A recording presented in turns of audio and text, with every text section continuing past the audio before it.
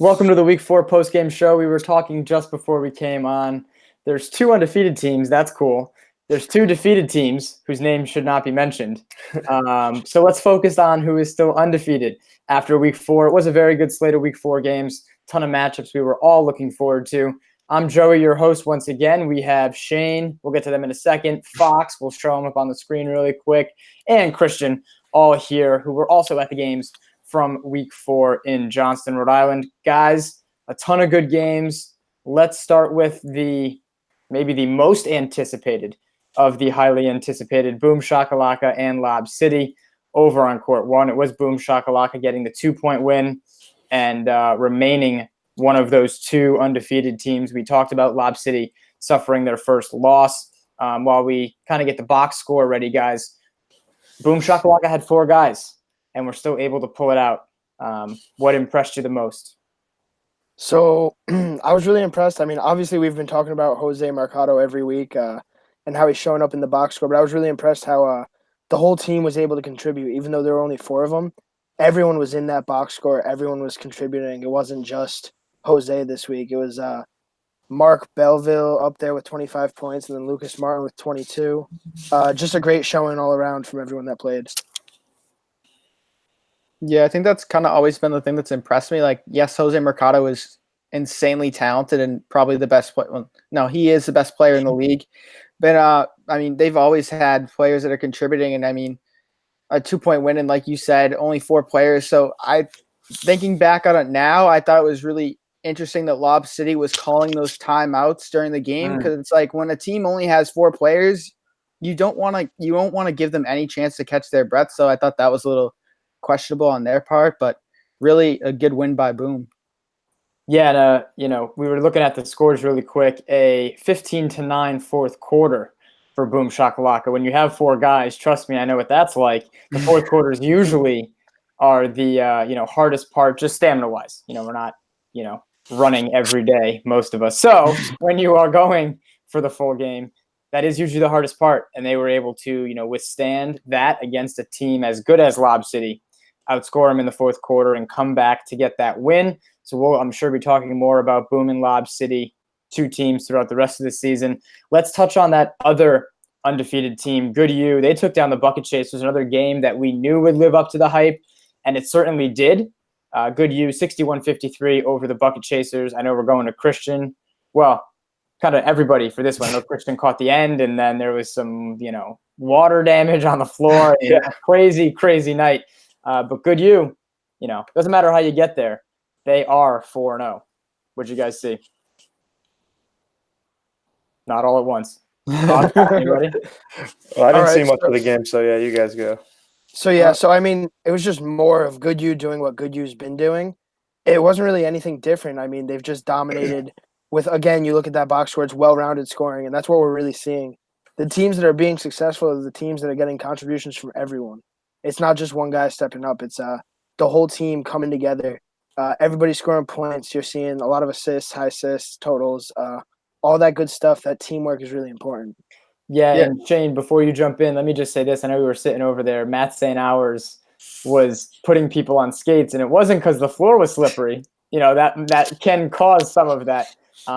His ability to put pressure on the defense when he has the ball is crazy. And Shane, I'm going to have you touch on the Bucket Chasers a little bit as we look at their box score. So, for me, I thought they would kind of get blown out a little bit. I thought, I knew they were a good team. Wasn't sure they could hang with Good U for 4 quarters, and they definitely did. Yeah, I know they played the Basket Hounds last week, but like Kevin Figueiredo going off for 43, but I think they're a really solid team. I think they have a lot of depth with Kevin Figueiredo. They really are talented once they get going. So I wasn't really that surprised that they gave Good U a test because looking at who Good U has played, they really haven't played that many good teams so far. So that can kind of help them, but they do have so much depth that makes them so talented. And it seems like it's a different player every single night that's stepping up. And I mean, I was really impressed with Matt St. Hour's handles. I was really impressed. Obviously, you were saying putting some people on skates, but I was quite impressed. I don't know, maybe best handles in the league. I don't know. So I think Good U's really solid. I kind of been a fan of them all season. So we'll see how they do. They do have Good U and Lob City, I think, week 7 and 9 respectively. So going to be a lot tougher near the end for them. So gonna see if they're real or fake.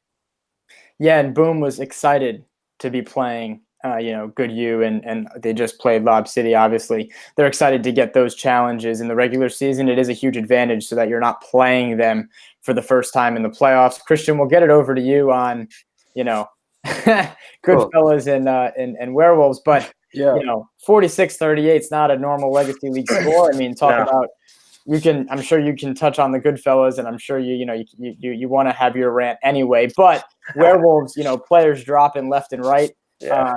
Heston and Dave Campbell not even playing, just there to watch, and the Goodfellas able to get the win, barely, right?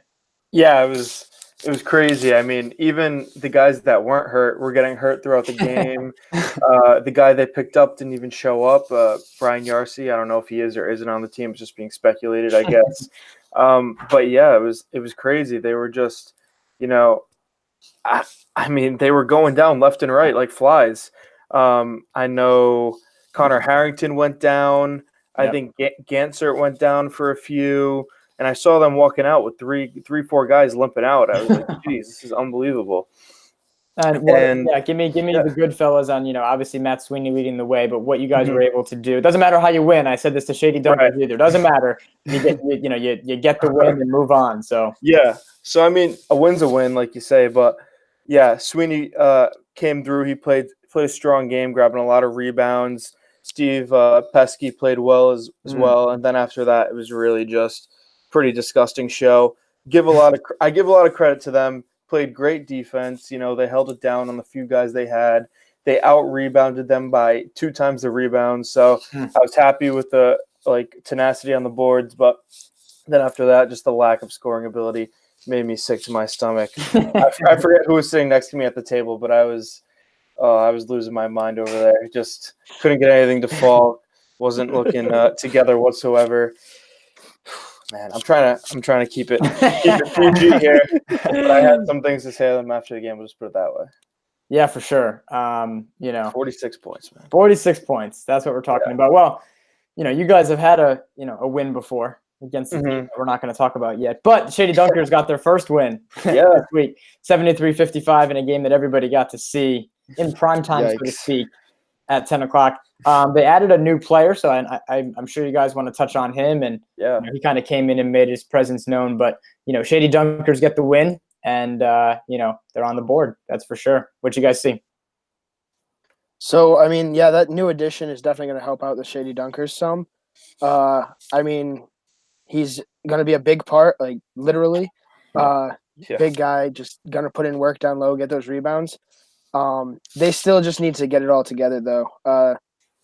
They still need to start hitting shots. There's still – I mean, shooting percentages weren't too bad, but, again, they were mostly getting layups and dunks. They didn't shoot very well outside of that.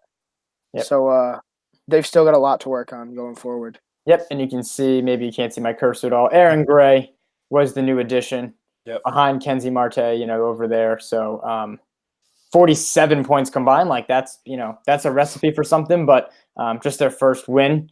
Anybody else really quick want to touch on them?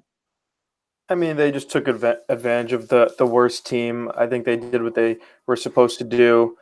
I actually expected them to win by a lot more, especially picking up Aaron Gray. I mean, it's like they grabbed themselves a ringer and gave themselves a chance to be in every game. I feel like now, for the most part, they have some good athletes. But yeah, they were kind of just playing around with them a little bit.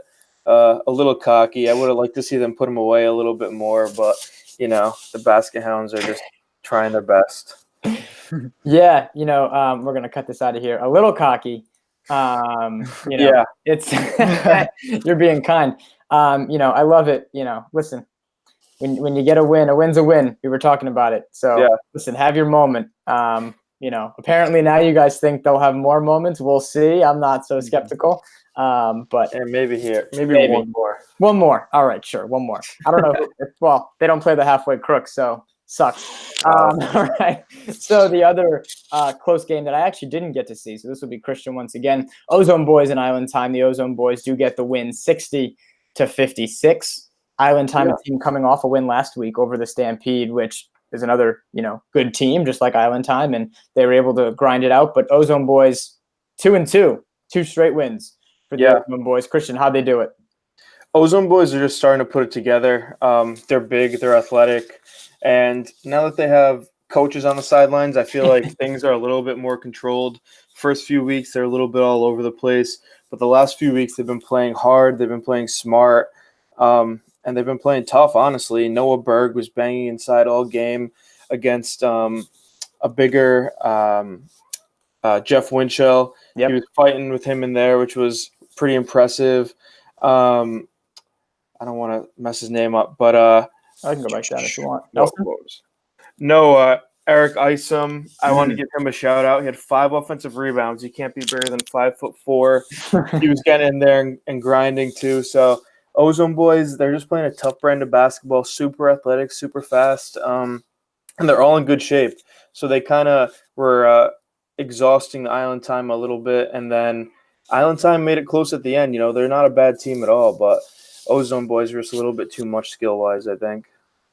Yeah, and we're going to see them as they take on more teams now that they've kind of got some of these wins. Right now, it's about how do they face off against Duyer's boys. How I don't even know if they play, but teams like that who play a similar style and just might be better than them at it right now. Yeah, doesn't mean you still can't get a win.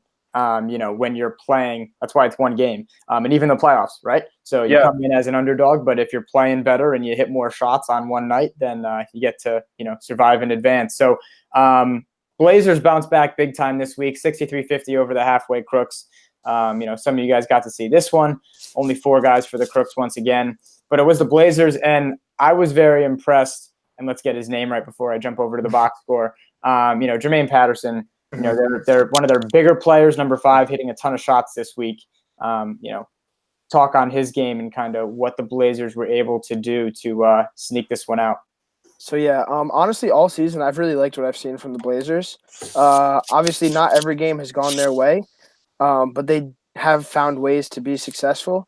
And even in the games that they lost, or the game that they lost, I don't remember what the record is, but either way, they still looked pretty strong in those.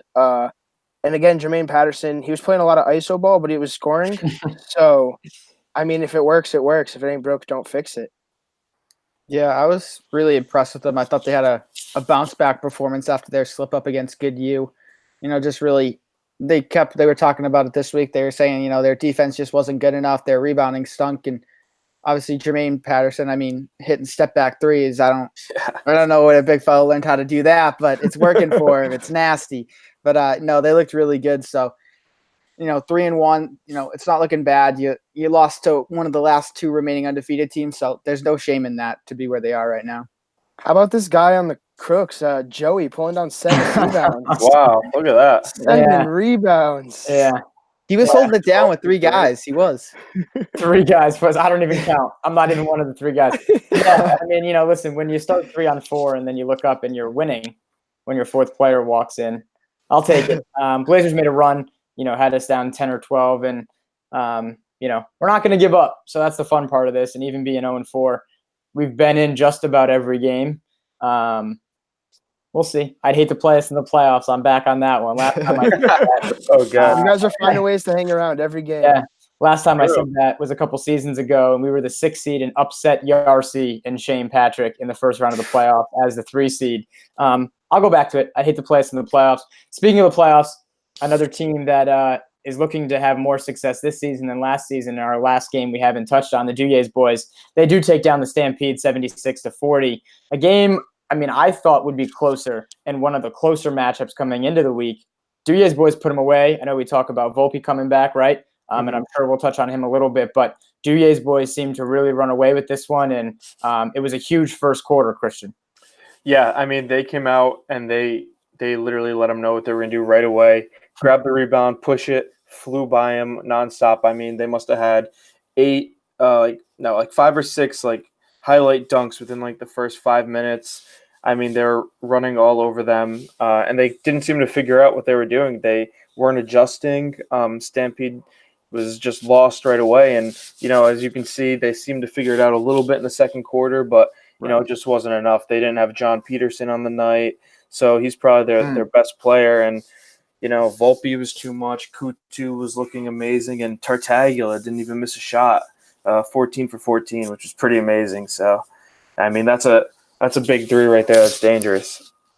Yeah, and the Duyes boys definitely, when they have their guys, they're going to be an interesting team to watch, kind of trying to make a statement to get them into that upper echelon group. I think they're still right underneath it. Yeah. We can kind of touch on this a little bit. I think we have Good U, Boom, and Lob, and then there's a little bit of a divide. And I think Duyes boys, Blazers, I think when they're kind of playing, we got some head nods, so that's good. And anybody else in that second tier right now you guys can think of kind of with Duyes boys and Blazers? Maybe the Bucket Chasers. Bucket Chasers on a good night. They go about 8 deep, so I'd give them some credit. And I can pull up the standings right here while we kind of touch on some more stuff. Any other teams in that second tier along with, so your other options really, maybe Ozone. the Werewolves or Ozone, right? Ozone's starting to push that. The Werewolves, we don't know what the injury deal is, but they're still up there, I feel like. Not going to give the Goodfellas much credit. They're still, 8-9. But, yeah, I think that there's actually a lot of good teams that could probably make a run at this. Yeah, and it's all going to come down to schedule. Week 5 coming up. Maybe if my computer wants to cooperate. I'm not even going to try to get that to pop up. Let's kill this. Guys, week 4, one word to sum up week 4. I'm going to put you guys on the spot. I know we had a bunch of close contests. Wow. We're gonna need English here. But one word to sum up what you guys saw in week 4. We'll go Christian first. One word, I would say best. Best week so far. Best playing, best games all around. I like it. Fox? Oof. One word. I'm gonna have to go with grit. In these close games, just kind of being able to stick with it, push through whatever adversity you're facing at this point is huge. All that grit. All right, Shane? I'm going to go slippery. Okay. Yeah. It's slippery this week. I don't know. Court was a little wet, so but no. No, it was a good week though. For sure. And taking a peek at next week, Lob City Duyes boys is one of the headline matchups for next week, along with Halfway Crook Stampede, but I know I'm biased. Guys, good job in week 4. We'll see you for week 5. We are playing next week, even though it's 4th of July week. We'll see what that means on how people show up. Who knows? People may be celebrating a little early, and we could have some upsets going on. Christian, Fox, Shane, I'm Joey. We'll see you in week 5 from Rhode Island.